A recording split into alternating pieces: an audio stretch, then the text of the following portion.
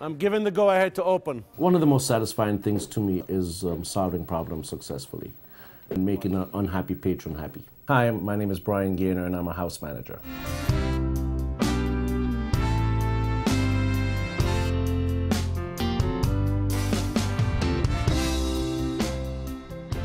Well, a house manager is responsible for the day-to-day operation of the theater. We are basically the liaison also between the production and my employer, the Shubert organization. The role of the house manager is also to take care of the audience. It's to make sure that the audience is able to enjoy a Broadway show, and if there are any problems, that you're there to solve it. You know, every department in the theater and in the front of the house basically is run by a department head or a manager or a treasurer or something.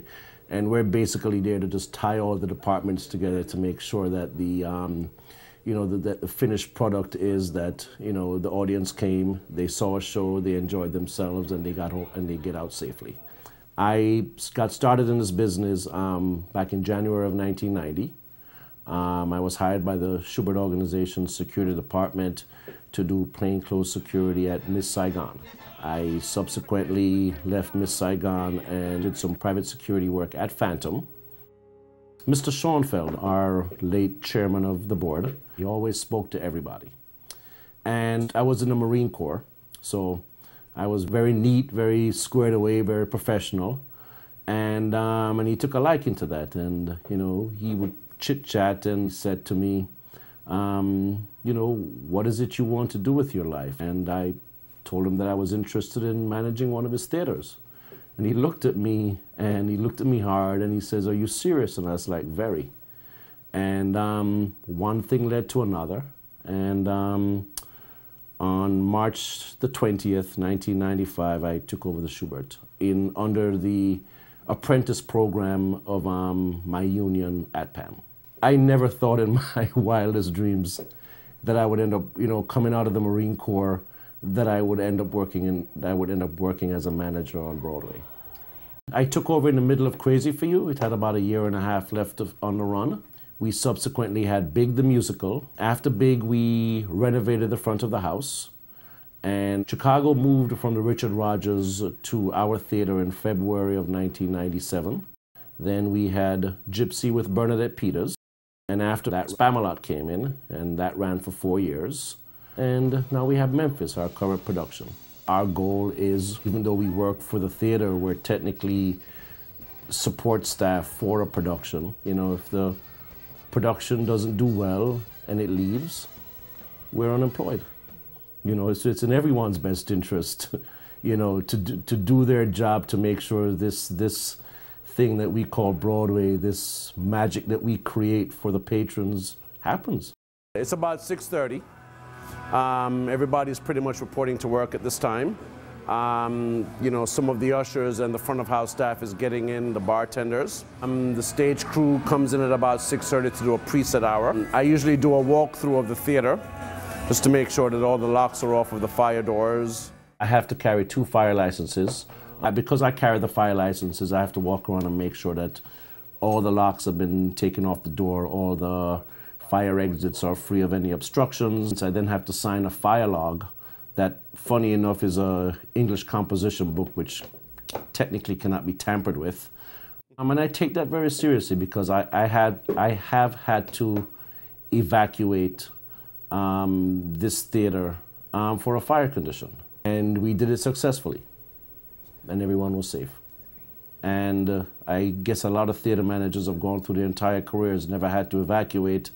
It's a scary thing, and it's you become so nervous because you can't mess up. I mean, if I have celebrities or dignitaries, each one I guess would be we handle differently. You have stars that come here and they just don't want to be bothered. I mean, we just recently had Michelle Obama and her 2 children and an entourage. And that was handled very, high security, Secret Service, staged her over in the Broadhurst so she wouldn't be in the theater during intermission. So everything was done for the safety of the party and the safety of the First Lady. The energy changes from night to night, depending on your audience, depending also on the size of your audience. Still have 102 out. 8:01, I'd like the number to be lower, but I'm not quite sure if I'm going to hold the show, you know, for that amount. I think the cast, you know, really feeds on it. They perform better when the audience is more into the production. Watching an audience evolve over the lifespan of a production is quite an interesting thing. You know, in the beginning you get, and you know, for lack of a better term, your A crowd. You're gonna get your stars, your Tony voters, you know, so you're gonna get, you know, a lot of the VIP and important people in the beginning. And as a production goes on, you know, you're gonna start getting your tourists and your patrons from the tri-state area. And then as a production begins to wind down and you're doing discounts and you're at TKTS, it's just a total different ball game. This is Ty Lackey. Hello. And he's a soundman, and I'm gonna go ahead and tell him that he can tell the production they can go in just about a minute. In 1 minute? And you have the house. All right, thank you. I think what I love more about the theater is that, you know, you become one big family, you know, and everyone looks out for everybody. You know, we're all in this together. You know, each production that comes in has their own dynamic, and it's new and it's interesting, and you know, and I also love to go through the whole production period because I think that's the most interesting part of the theater is just watching it all come together, and then watching that first run through and watching that first preview and opening night and everything. I think that's just the most interesting part of the theater to me.